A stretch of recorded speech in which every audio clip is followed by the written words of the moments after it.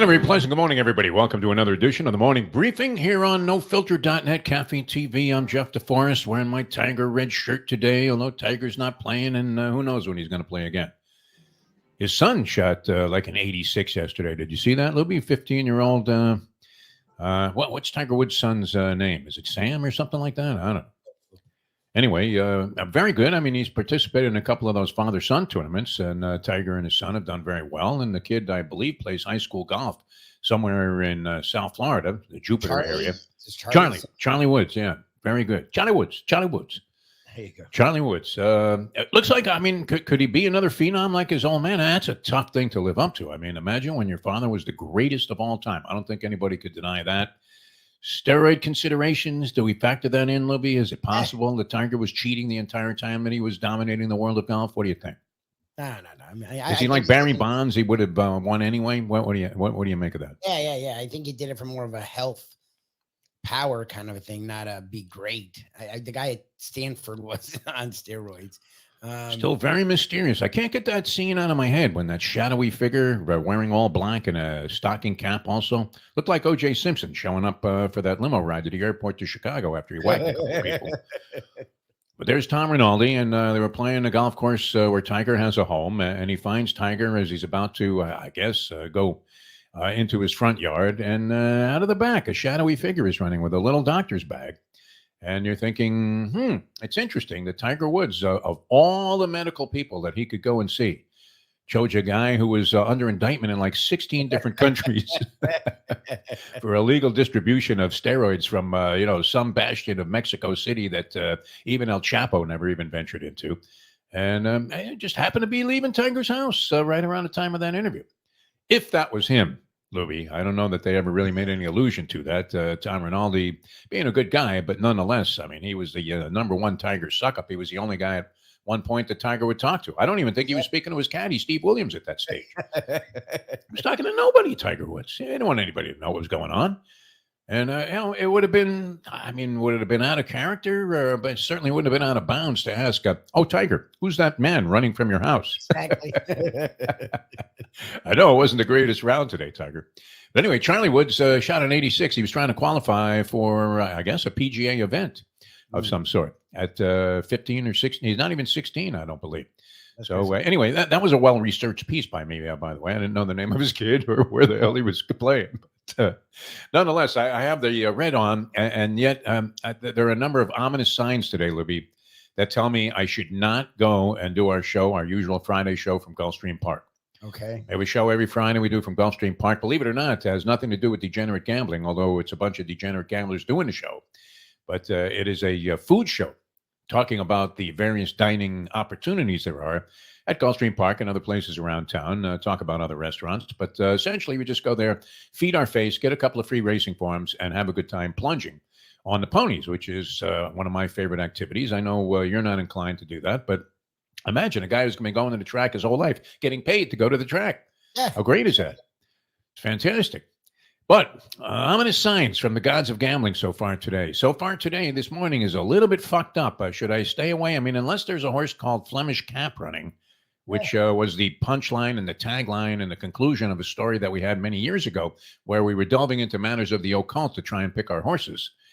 Unless that happens today, then I'm going to have to stay away from it. I'm going to have to stay away from the all thoroughbred machine, the old ATM that they have downstairs. How come I know the location of every ATM machine in town? Exactly. You think that's true of all gamblers, that they would know the location? Like, some guy, I had a friend that was obsessed with Denny's when I lived in California, and he knew the location of every Denny's, of which there were many, but not nearly as many as there are today. Although, are they in decline, Lubie, as a destination of choice for diners? Denny's, what do you think? They exist, but I don't think they're like all over the place. No, I mean, are they shutting down? Are they becoming bagel shops? I mean, what's going on? I don't know. Business not as good. I mean, at that time in California, extremely popular, right up there with Bob's Big Boy and several other establishments that were natural go-to places. Denny's was considered, actually, with the money I was making in my first newspaper job, that was fine dining. Hey, you want to go get the liver and onions at Denny's? Sure, Jeff. I'd love to be in your company. Right? Imagine trying to charm a young lady by taking her to Denny's for the liver and onions special.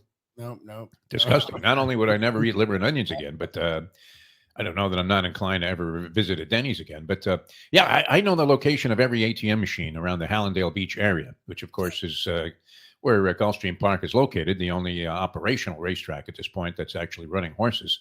But yeah, some bad signs. My beloved New York Post was not delivered today after a long series. I mean, a long streak. This was like the Panthers' road winning streak. I mean, it's been going on forever, just delivering on time every day, 5 o'clock in the morning. I can hear that thud against the door.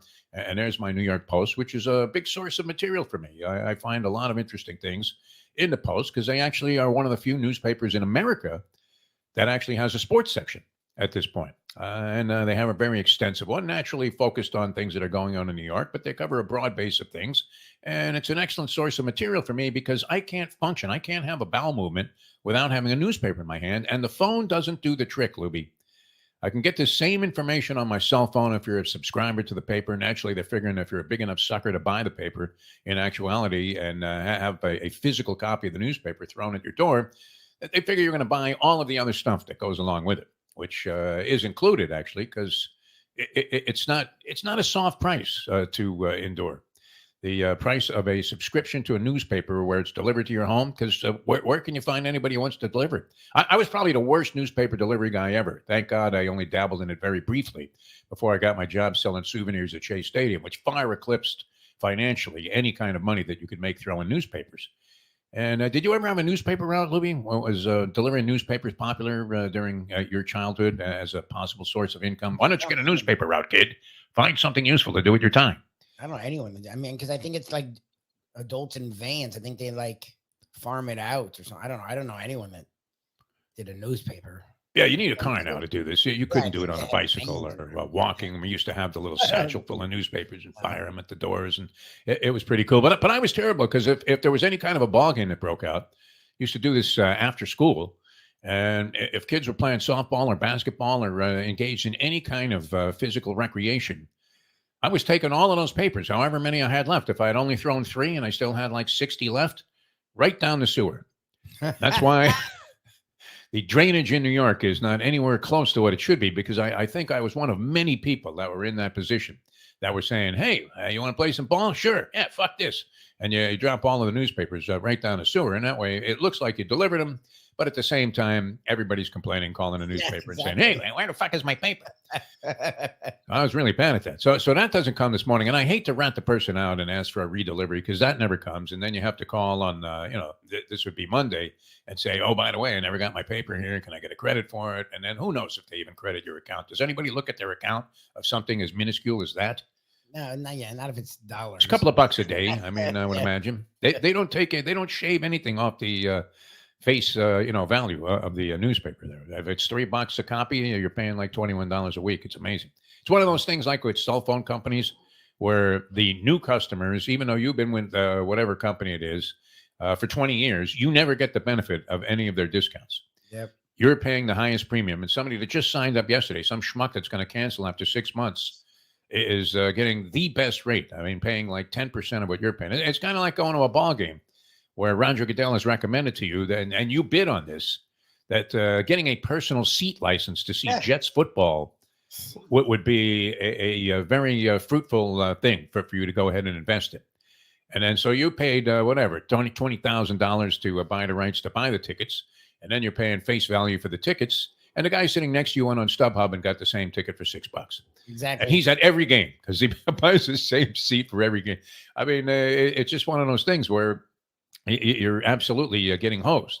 And that happens a lot in life. But sign after sign this morning, Lubie, that I shouldn't bet a dime on the ponies today. Dog peed and missed the mat that she usually uses all over the floor. Brand new $11,000 flooring. Whoosh, all of a sudden, you have to stain the rest of it yellow. Not good. And whatever else could go wrong has already been fouled up this morning, including much of this segment, which we haven't gotten to anything. I was going to actually complain about, never mind politics and the Republican Party ruining America, in my opinion, but and look what they're doing now. You can't have an abortion, and they don't want you to have kids either. Yeah, exactly. It's like such a weird, there's no continuity. Next thing you know, you'll masturbate and they'll put you in jail because you killed any number of babies or potential babies there. I mean, that sperm that's on the wall, DeForest, you're going to pay for that. Well, you would anyway, right? I mean, but what is going on in this country? I mean, it's absolutely insane. You're damned if you do, you're damned if you don't. It's Yeah. ugly. But what's really ruining the country, and at the root of all evil in this country, is pickleball. I think that's it. Will be pickleball is going to kill America and the American spirit, and we will be easily and the most vulnerable we've ever been to foreign dictators. I mean, Kim Jong Un could roll in here, take over the country. Putin, forget about it, and knock this one out of the park. Especially with the encouragement from Donald Trump that he's getting lately, which is yeah, and encourage him to go ahead and blast the fuck out of anybody in NATO. Exactly. This is what's running for president, people. I was just watching a news show, and I'm always appalled at where we've gone since I was interested in politics many years ago as part of the hippy dippy movement, and we wanted to overthrow the government and just have everybody be able to do their own thing, peacefully getting along. What happened in those concepts, Lubie? Oh, good. My entire youth was wasted, Yeah, as many people would figure. No, most of it was wasted at various racetracks, but in this case, whatever dedication I had to the cause of benefiting and furthering America.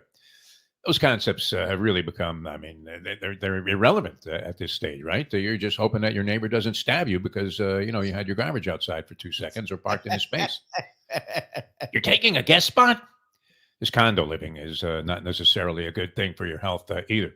But pickleball is killing America. I mean, what kind of stupid game is this, Lubie? Have you played? You said your father's a big pickleball advocate. Dad loves it. Never played a second of it. It looks fucking Please don't. stupid.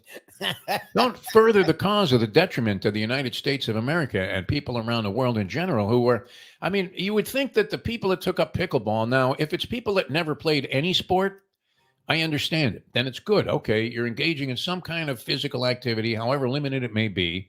Now, there are going to be people out there appalled at what I have to say, saying, well, it's a very physical game, DeForest. Look at you, you fat fuck. You should try it. That's not what I'm saying here. I mean, I love playing tennis. I do. It's the only thing I have left that I can do physically. I can't play basketball anymore. And that would be, you know what? I could play, but I don't have the moves. Yeah. And when you can't even come close to approximating what you used to be able to do, then the game's not fun anymore, right? I mean, when you're running for a fly ball and you're running in and the ball goes over your head, and you're thinking that used to be a routine play. I'd back up and figure which base am I going to fire the ball to because I'm going to cut down a runner on this play too. Yep. Now you're lucky if you don't trip over your own feet on your way out to the field, the play to field. And it's always with a borrowed glove now because you don't have a glove anymore. Can't play baseball anymore. Can't play basketball. So I took up tennis years ago. Haven't gotten any better since the first year I was playing, but nonetheless, I love it. It's a very physical game. If you watch the men play, it doesn't really translate as well on TV. The game as it probably should, even though it seems like it's confined to one area. It's not like you have to be all over the place to televise tennis. But as you witnessed when we went to the Miami Open, when it was on Key Biscayne, and we went down there and we had a bird's eye catbird seat view of guys just warming up on the practice courts. And sure enough, I mean, the game, I mean, it was just radically different than it appears to be on TV. Would you agree with that? Almost like hockey. No, I mean, the way even the lowest level guy hits the ball, it's ridiculous. Guys that have no shot to win. And they're just like hammering ball after ball. And, in the meantime, there's a lot of running, a lot of physicality involved in trying to cover the court. Great game. But to reduce this down to pickleball and actually convince yourself that you're doing some good for yourself while you're playing this stupid-ass game where the ball doesn't even bounce. It doesn't bounce. They have a wiffle ball out there. Somebody made a mistake, and they didn't have a ball, so they said, "Here, use this." And next thing you know, they called it pickleball. What a stupid ass game! And you ever play basketball and there's only one ball available and it doesn't have enough air in it? It's like a Tom Brady autograph ball, and it doesn't come all the way up. So when you're dribbling, the ball just almost like you were with the Globetrotters or something. It just sticks to the ground. Yep. And you realize it's a waste of time. Why even bother? Why bother continuing the game? That's pickleball. Yes. I mean, the ball doesn't bounce. What kind of game plays, is played with a ball that doesn't have any chance of bouncing more than a half inch off the ground? It's absolutely insane. People are getting hurt. The orthopedic surgeons of America are just benefiting.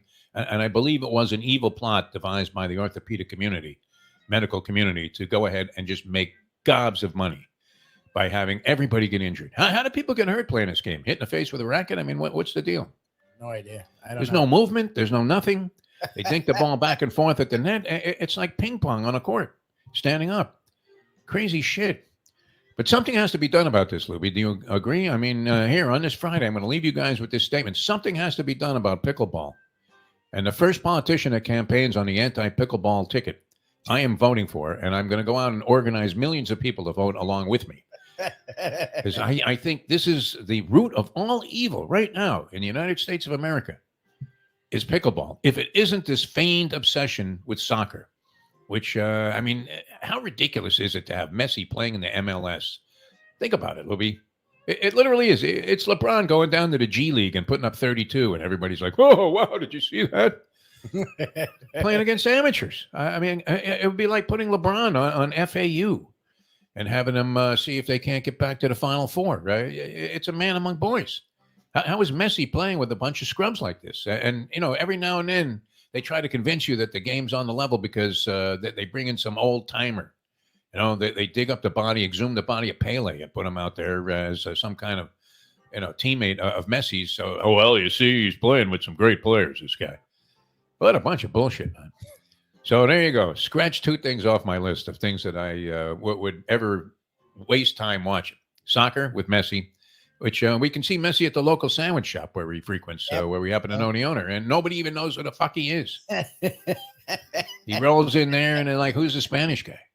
That's exactly. Even though his car is elaborately painted in the colors of the Argentinian flag.